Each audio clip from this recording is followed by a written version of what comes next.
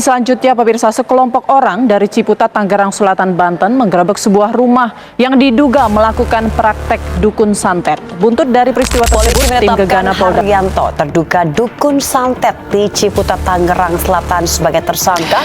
Warga merusak rumah seorang kakek di Kota Bima, Nusa Tenggara Barat yang dituduh sebagai dukun santet. Pemirsa, usai digerebek warga, kondisi rumah terduga pelaku dukun santet sepi, tidak ada aktivitas.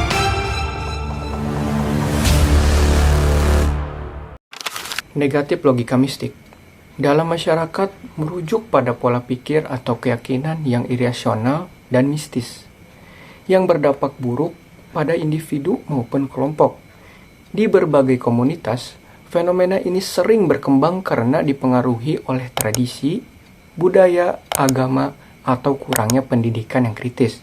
Berikut adalah beberapa contoh dan dampaknya dalam masyarakat. Yang pertama, dengan pola pikir logika mistika, orang-orang mudah percaya atau yakin pada hal gaib tanpa dasar rasional. Biasanya, orang-orang mengaitkan kemalangan dengan ilmu hitam atau santet tanpa bukti, sehingga memicu ketakutan dan konflik.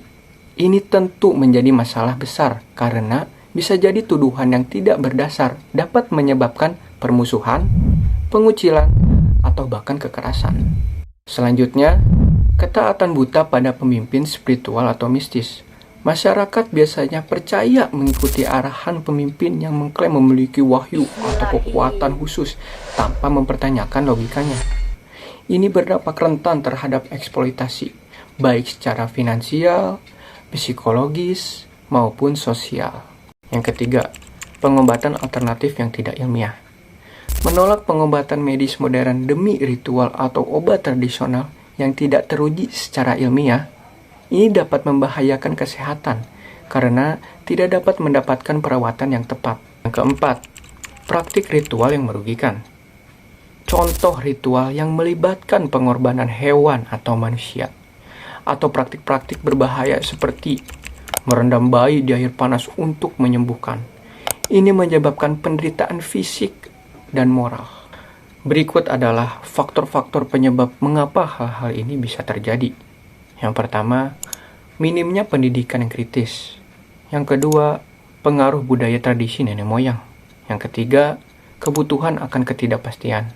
Yang keempat, kepentingan tertentu. Ini berdampak besar kepada masyarakat karena terhambatnya kemajuan sosial dan ilmu pengetahuan. Masyarakat yang terjebak dalam logika mistik cenderung sulit untuk menerima inovasi atau perubahan.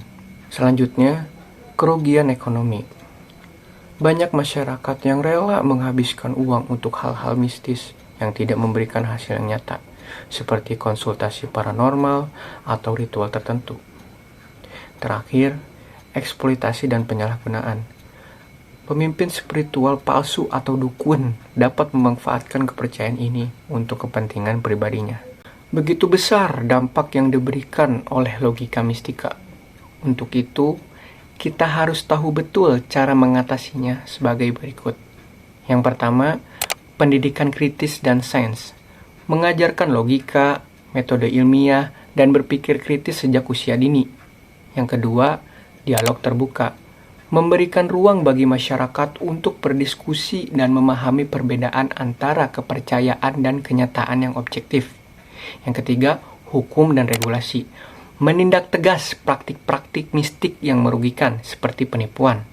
Dengan cara ini, masyarakat dapat lebih terhindar dari dampak negatif logika mistik dan berkembang menuju pemikiran yang lebih rasional dan progresif.